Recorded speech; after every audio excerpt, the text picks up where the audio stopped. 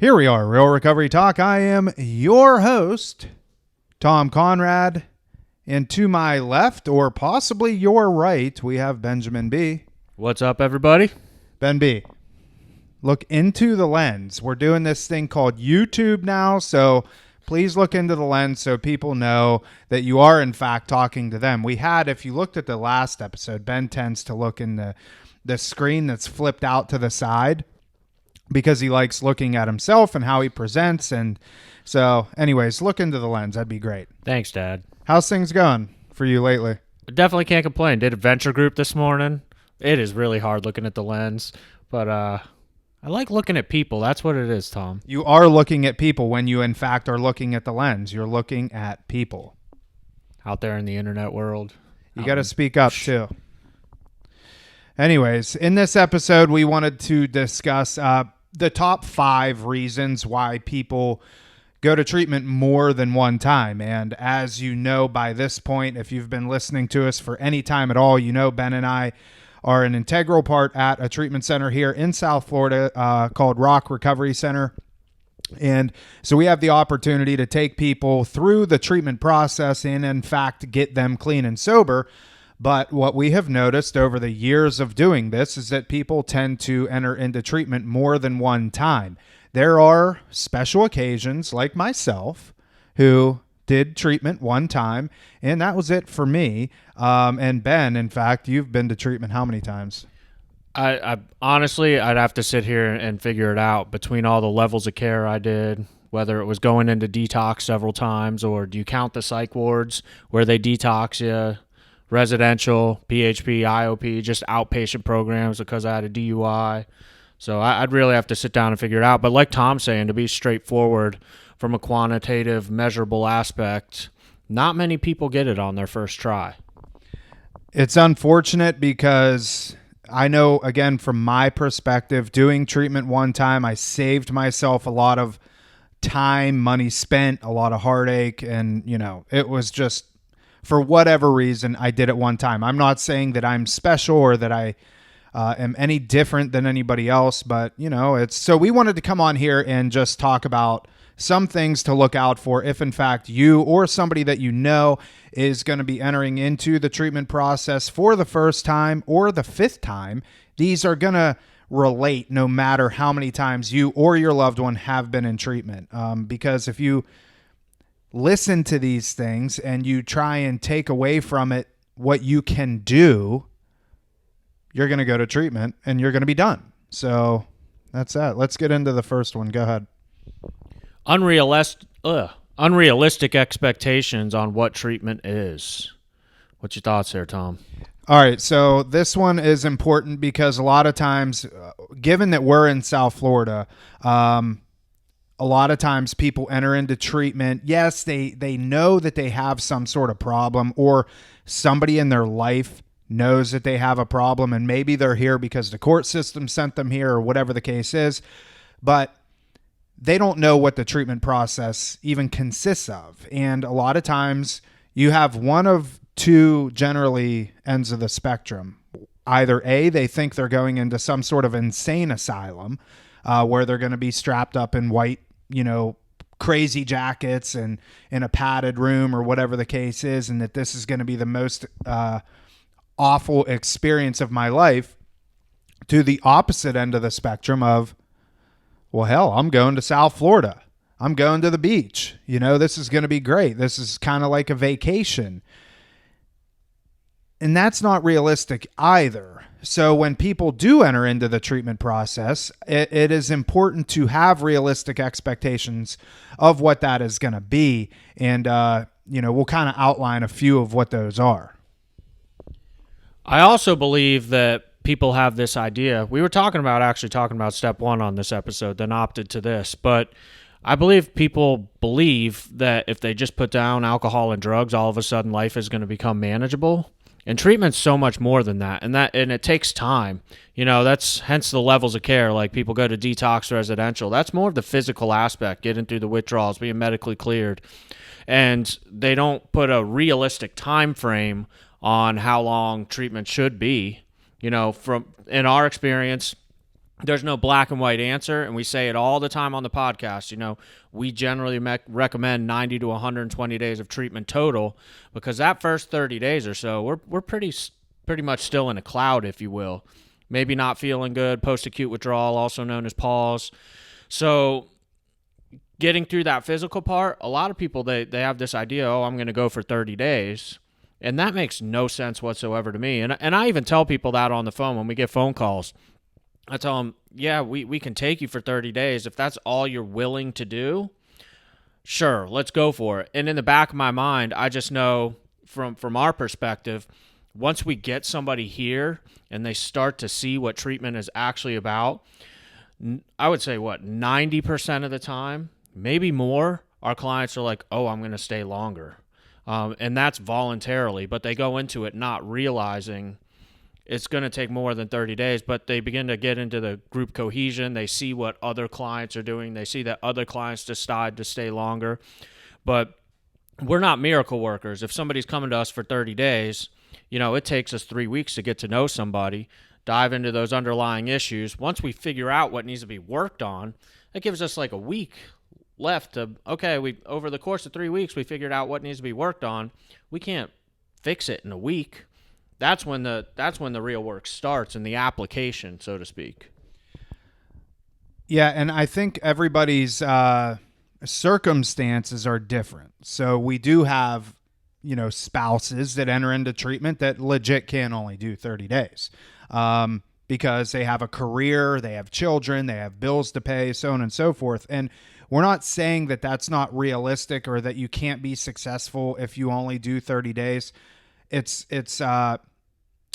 you have a much better chance of being successful the longer you stay in treatment. It's just to be expected. Just like you can lose more weight the more that you work out or the less food that you eat, and the longer that you do these things, obviously the better the results are going to be.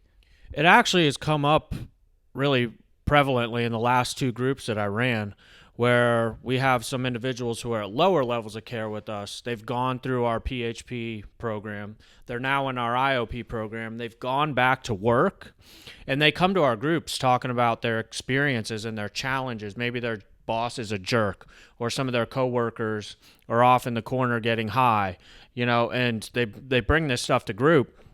And I think it's so important to have this full experience and continuum and give it this time so that you can have practical application, because so many times you go to a 30-day treatment program, say you just do detox residential, you're in a bubble. You get out, you go back to a job, and all of a sudden you start experiencing this stuff for the first time without the support there. It makes a really big difference. I was just part of one of my hit homes when I ran group this morning was people don't go home and practice and do what they didn't do here. You practice it, you get the footwork in here, and then you duplicate that at home. If you plan on coming here learning about it and then trying to apply it when you get home, is it possible? Absolutely. But, chances are, from what we've seen statistically, Maya got stuck in the door and I can't help but laugh. Maya, you have to pull the door. We're going to take a pause here. Pull the door. Goodbye, Maya. That's one of our therapists. As you can see, they still need help. So, yeah, having realistic expectations around treatment. So just a couple things to keep into consideration or take into consideration is go as long as you can. Whatever is realistic for you. If you have no job, if you live under your parents' roof, or you have a son or daughter that lives under your roof and they need to go to treatment, the longer the better. Obviously, you have to be invested in your treatment, and it's not going to be this like fairy tale. It's not going to be a vacation, and it's not going to be an insane asylum. We have fun here. It is something that we enjoy doing. And in fact, our staff, everybody, we love our jobs. I don't even consider this a job, to be honest. So you'll quickly find what this is supposed to be about. So as long as you come in, you're open-minded, you're willing, you're honest, and just be willing to participate. And having those realistic expectations of what treatment looks like does help people kind of understand what they're going into. And we can go into much more detail of what the actual treatment process looks like moving forward in a different episode. But for today's purposes, let's move on to the second one. Number 2, not being open, being closed off. Yeah, so when people enter into treatment, especially first timers, when not knowing what this process is, it's scary. There's a lot of fear that comes up. There's a lot of questions about what is it in fact that I'm getting myself into. But the bottom line is that when we use drugs, when we use alcohol, if you are a drug addict, if you're an alcoholic, we are using these substances to mask underlying issues. And through the treatment process, the job of the therapist, the job of the community, of the staff here, of your peers, the primary purpose behind treatment is to unmask and find out what these underlying issues are. So when we have people that come into treatment that are completely closed off, they do not want to talk about their childhood traumas, their abandonment issues, so on and so forth, it's very hard to gain any sort of benefit from the treatment process. Now, with that being said, though, sometimes people don't even realize they have these issues until we get maybe a couple weeks, 3-4 weeks into the treatment process, because the therapists are trained to help you see these things. I know for myself, when I went into treatment for the first time, I thought I just had a severe drinking problem. I didn't equate it to any underlying issues or childhood or abandonment and stuff like that, or the lack of self-esteem. I just thought that I enjoyed drinking and I enjoyed partying, and that was just what I did. But through the process of being open and honest with my therapist and the people around me, I quickly started to understand there's something to this. I did this for a reason, because when the substance was removed and I started to be okay with myself, I didn't have that urge to drink anymore. I figured there's something to this. In other words, the not open part, I like referring to that as being vulnerable. Whether with it generally starts with your therapist and moves into the group setting. But yeah, the more open you are, what's the saying? The squeaky wheel gets the grease. Same kind of thing. Like, the more open somebody is, the more vulnerable and authentic somebody is, the more that we're able to help them. One thing that I'd say in my groups all the time when I open up, I love honesty. Don't tell us what you think we want to hear. For instance, a really easy example, I get guys in here that come in here and they when they leave, they plan on smoking marijuana. Let's have that discussion. I don't want you sitting in front of me being like, oh no, I'm going to go home and be 100% abstinent from absolutely all mind-altering substances, and they're not telling the truth. Tell us the truth so that we have something to work with. It's absolutely pertinent. Honesty goes all the way.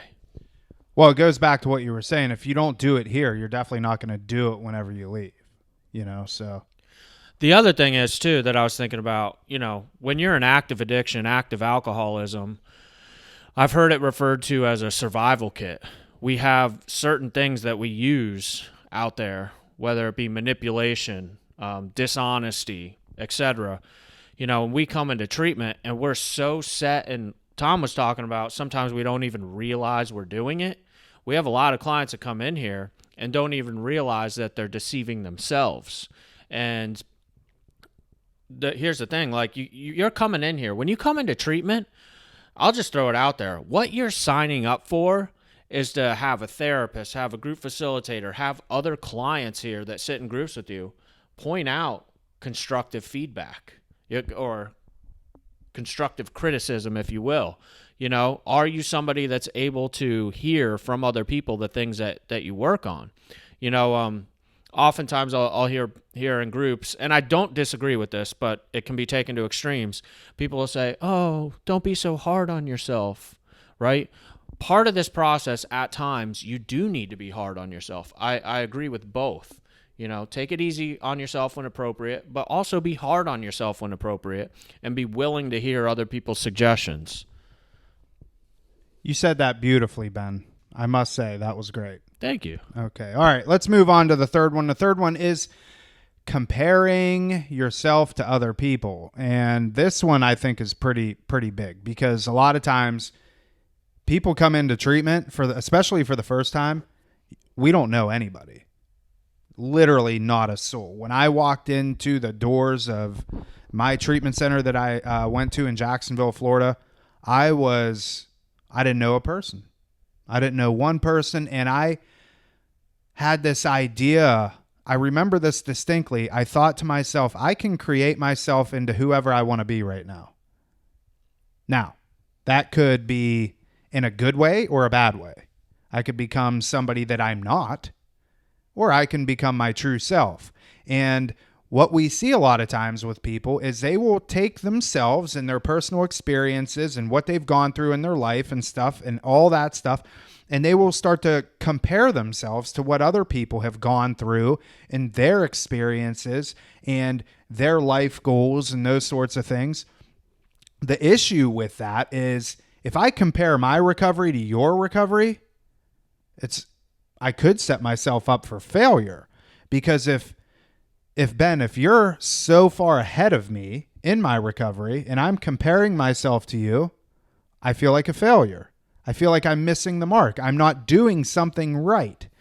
When actuality, this whole recovery process, so as long as you are willing to do the work and you yourself feel like you're putting your best foot forward every single day, that process, your recovery process, is exactly how it's supposed to be. My recovery process, even today, almost 12 years later, isn't anywhere near what your recovery looks like.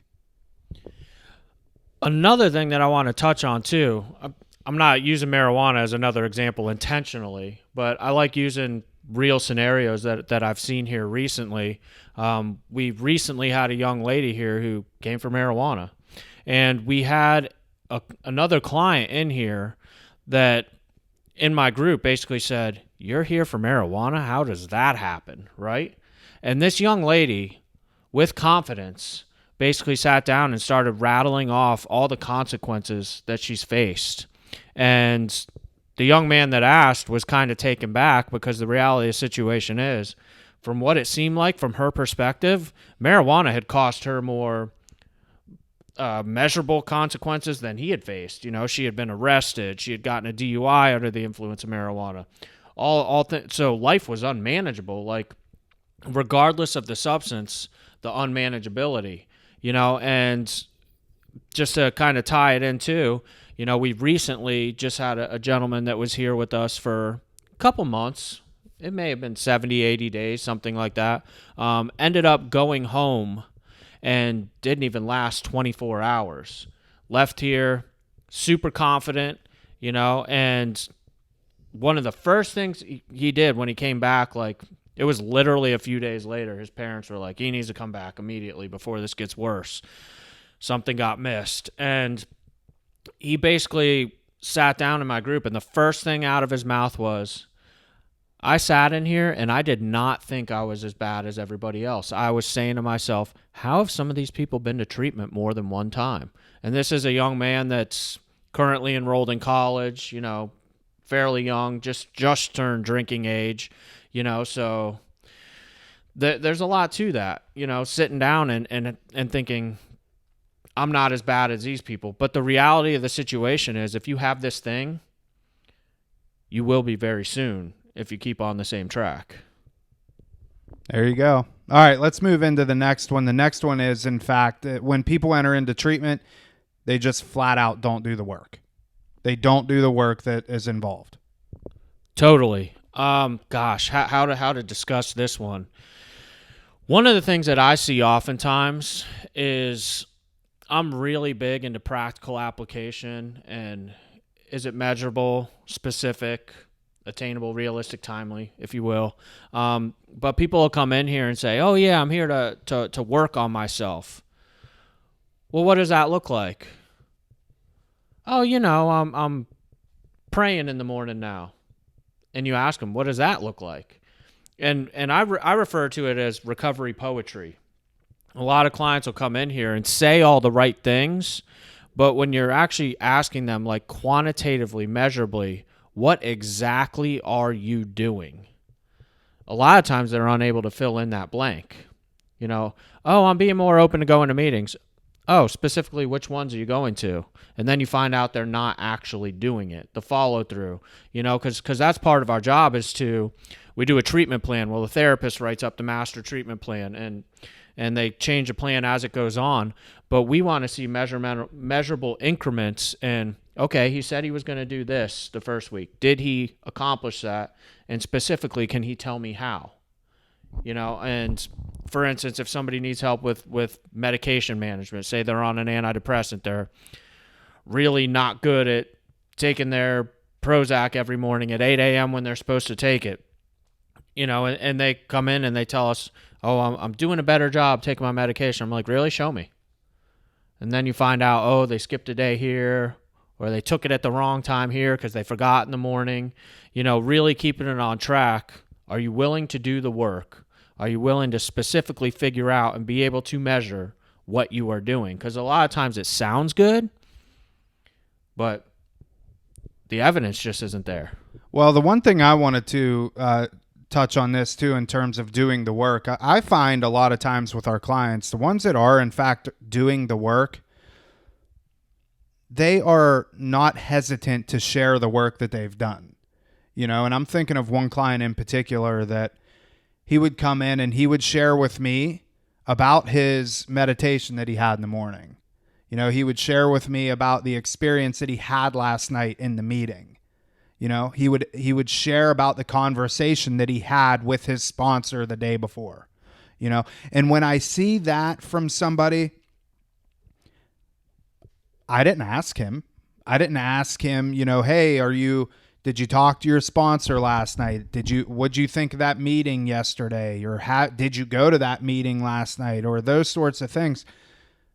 They're open about it. And it's almost like they're excited and they want you to know, hey, I'm doing this thing. And when clients present that way, that is a tall tale sign that they have bought into this process. When we have to go to people and say, hey man, hey girl, you should probably hit that meeting tonight, or you should probably think about calling your sponsor. You should probably think about, doing that assignment your therapist gave you, or reaching out more inside the community of your peers here. When it comes from us, it's the tables are turned a little bit. It's not the same. We shouldn't have to force this stuff on them. I think and this doesn't happen intentionally, but I have the belief that, you use the example of meetings. Did you go to your meeting?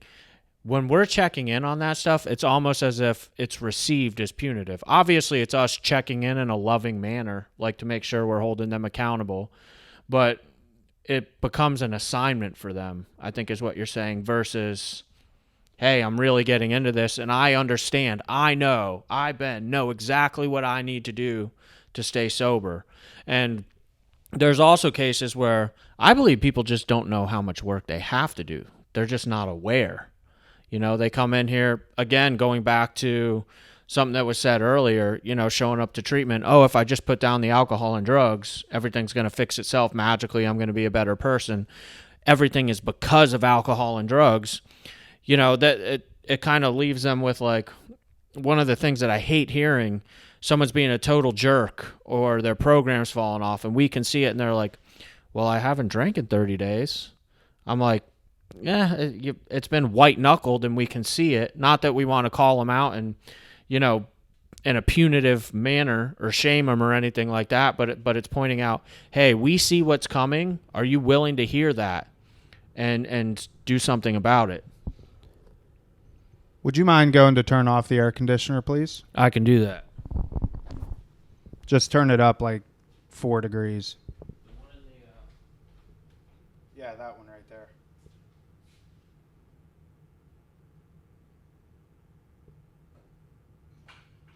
It'll turn off.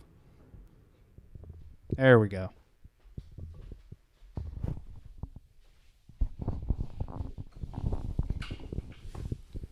Yeah, so doing the work is important. Obviously, I mean, you don't want to go through this process and get nothing out of it. Unfortunately, people do, and that's just the way that it's going to be. And you will see them. We call them retreads. You know, in the treatment world, when you get people that go to treatment multiple times, it's kind of an inside joke, or well, it's not really inside. Most clients, even some of them, wear it as a badge of honor, unfortunately, but you know, it's just the way that it is. I think this ties right back to what we were talking about earlier. You know, one of the things I hear a lot of times is, I'm not going to get a sponsor while I'm here. I'm only here for 90 days. I'll do it when I get home. Comes back to do the work here. You're not going to go home and do what you didn't do here. Yeah. It's that simple. Takes how long to make a habit?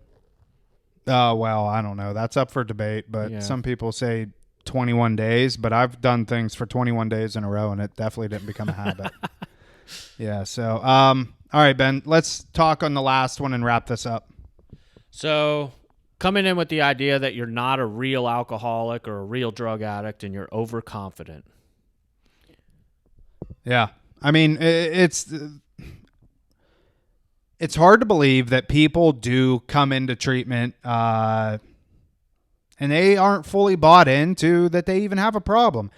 And to be honest with you, though, when I entered into treatment for the first time, I didn't know. I just thought I had a severe drinking problem and I was going to be able to put the plug in the jug for 30 or 45 days and then go back home to Pennsylvania and drink like a gentleman. So we're not saying that that is wrong or indifferent when entering into the treatment process. But if that perspective doesn't change over the course of the treatment process, you will use again.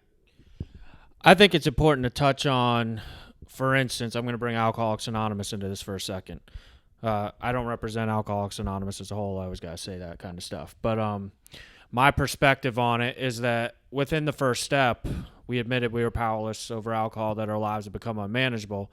One of the first things that the book of Alcoholics Anonymous does, the big book, is it has us qualify ourselves, right? And qualifying is so, so important. In particular, in chapter 2 of that book, the chapter is called There's a Solution, page 17, it talks about the moderate drinker, the hard drinker, and the real alcoholic. And it differentiates these levels where somebody has to come in. If you're a moderate drinker, you can just make a decision to stop and give it up, and that's that. You know, and maybe you can even moderate it if you want to at some point. You go to treatment, you decide you're going to go home, drink like a normal person, and you do. You're not the real deal. The hard drinker, or, you know, if you use drugs, you could say hard user, whatever the case. But this is somebody that might end up in treatment, but if there's a sufficiently strong reason to stop, they're also able to stop or moderate, you know. But then there's those people that come in here and they are real deal alcoholics. And these are the people that lose complete control. The reason qualifying is so, so important, because it goes back to what we were talking about earlier, like the people that don't do the work. They don't realize, like, if I don't come in here, and let me say this, it's not our place to call somebody an alcoholic or a drug addict. Do Tom and I have our opinions? Like, yeah, that guy is a real deal alcoholic or a real deal drug addict. Of course we do. But until that is self-actualized and you label yourself, our diagnosis of them doesn't matter.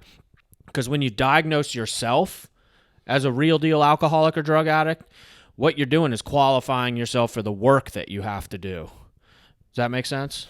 Yeah. What's that saying that you say all the time that I never seem to understand? We have the only disease that... We have the only disease that tells us we don't have it, that has to be self-diagnosed.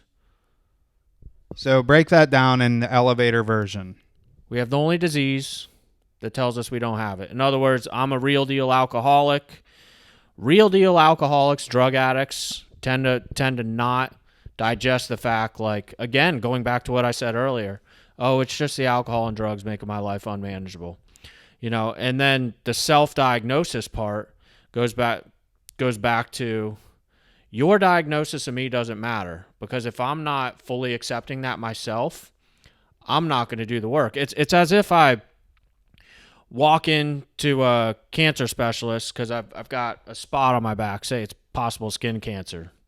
And I go in there and the doctor's like, yeah, that's definitely skin cancer. That's melanoma. We need to cut that out. And I look at the doc. I'm like, no, that ain't melanoma. It was nice visiting you. Have a good day. I'm not going to seek treatment for it, right?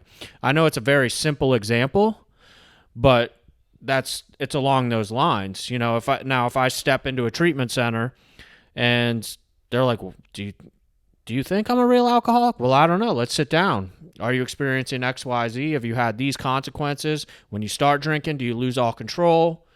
You may be an alcoholic. What's your thoughts, Tom? Are you a real alcoholic? Yeah, and I can't tell you how many conversations I've had with people that are like, well, I drink, this much. Would you say I'm an alcoholic? And my response is always like, well, it doesn't matter what I think.